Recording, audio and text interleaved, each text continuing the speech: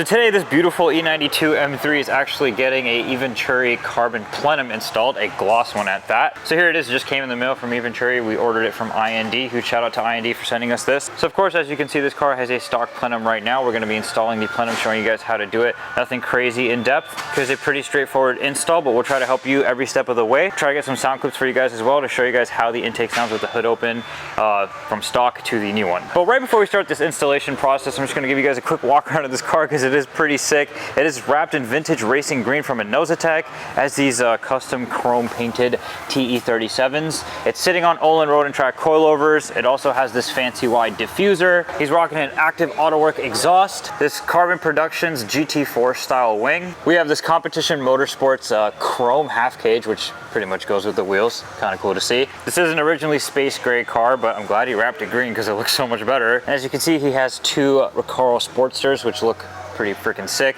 and of course the M Performance steering wheel with the buttons and the light up shift lights. And I'm pretty sure these are the M3 GTS style door sills. Might be the competition, I'm not sure. Let me know down below if you know. It has these carbon fiber side skirt extensions as well, a GT4 style carbon front splitter, which honestly looks fantastic. Rocking the chrome grills on the green. I like that. It's good because on this color you kind of have to have that classy look, and again it goes with the half cage and the wheels. But everything, as you can see in the engine bay, is stock, so we're going to go ahead and change that and install this carbon fiber plenum. So let's get right into it. So step one would be taking out the intake. So to start that, you just take off the cover that covers the cone. This is not a factory intake, this is a Mach Schnell intake, so it might be a little bit different if you have the stock intake, but it's more or less pretty straightforward. You just remove the intake box and the cover. It's held in by 8 T20s. This is probably the easiest thing of the install, just removing the intake and the elbow and stuff. It's pretty easy. It's just held in by clamps. It's just a matter of removing it. So now you have the throttle bodies, which are right under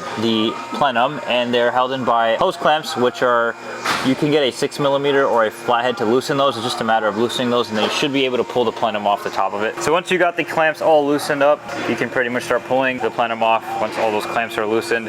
There's this as well that you have to unclip. Make sure you do that. Don't just yank on it because you will break it. Now the fun part, unboxing.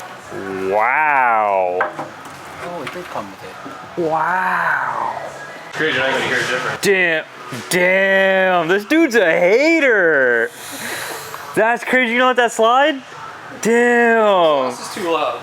Bro said you're not even gonna hear a difference. That's crazy. Anyways, damn, this looks good. The gloss, sheesh. So a nice plus is that it came with the badges. We were worried that we might have to take it off the stock plenum, but we don't have to do that. Nice of EVENTURI for including that. So once you're done admiring your new box, just go back to your old plenum and don't forget to swap this old intake sensor. So just taking a flathead and carefully prying this out, you'll get it out without breaking the tabs. Eric is a master at this. He never breaks those, so it's nice to see. And then go ahead and transfer that over. Don't forget. Pretty straightforward. Man, the quality of this and just seeing it compared to the stock one,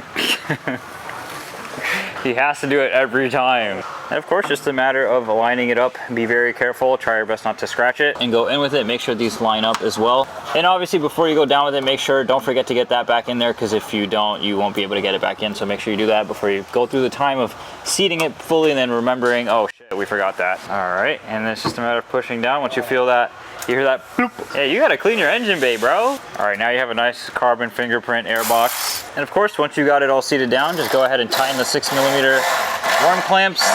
Having an extension for this helps a lot because then you can reach it. Otherwise, you literally cannot do it. And of course, EVENTURI includes this as well, so you don't have to put your stock or your Mach Schnell one in this situation for Jacob back on. You can just put that on. Also comes with new silicone boots and stuff, including clamps, along with an intake cone, so that's nice. So the technique is to put the silicone back on the plenum first and then place your worm clamps. Just a matter of lining it up. Don't forget to click that in as well. Make sure you put the airbox, the factory airbox piece back in first before you add that, because then you're gonna have to take it all out again. And then it's just a matter of adding the cone. So once you've got the cone on and you've got it all seated right, you're gonna tighten the clamps on the boot in the center, and then you can put the cover on that you get from EVENTURI. Check it out. Very fancy, very, very fancy. That's pretty freaking sick. And of course, once you've got the cover on, you put those T20s back where they were, and then the job is pretty much complete. Now all we need to do is get some sound clips for you guys. Hopefully we can hear a difference, even though Jacob's active auto work exhaust is pretty loud, but we should be able to hear it with the hood open and just being at the front of the car. Don't forget to put back this piece. If you don't, it's gonna look ugly. All right, so now we're just gonna start it up and see how it sounds.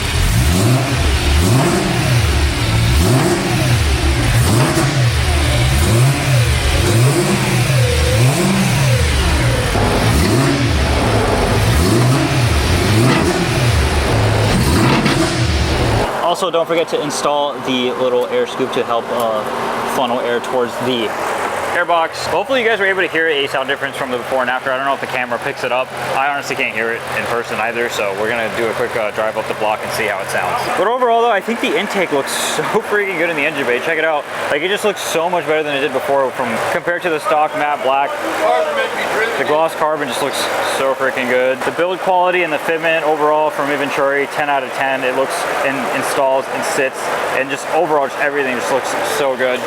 All right, let's get some sound clips for you guys real quick. When he comes back down the block, obviously that's the way to hear it. Trying to hear induction from it. Right now is gonna be too hard. Too much exhaust note, but it still sounds fantastic.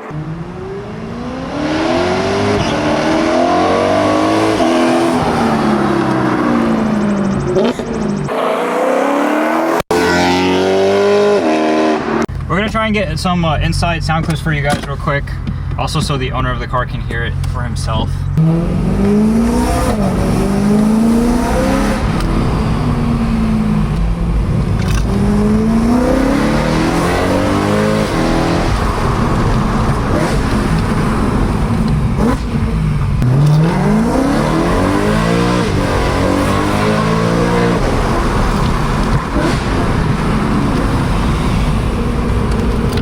I'll try full throttle, third gear.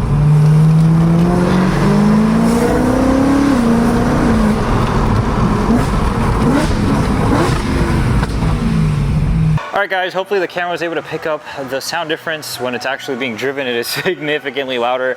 Once the car, I guess, has load on it and you go wide open throttle in the lower RPM range, just like an S54, when you do the same thing, it has that really deep growl. It's very hard to describe how it sounds. It sounds really good though. Hopefully the camera was able to pick it up. Overall though, build quality, like I said, is top tier. The fitment, everything, it's like it's almost as if it's an OEM product. So huge shout out to EVENTURI, huge shout out to I&D for sending us this. It looks fantastic. I'm sure Jacob's very happy with it, and I think it sounds fantastic as well. Driving it, you hear it very differently than you do from the front of the car, so I wanted him to hear it as well, and he got to hear both of it. So a lot of the times when people install these, they don't even get to hear their cars get driven. So if you do get this installed, make sure you get a friend or a buddy to drive your car so you can hear it for yourself. But overall, I think the installation process was pretty straightforward and easy to follow. If you guys have any questions, feel free to comment down below, and we'll see you guys in the next one.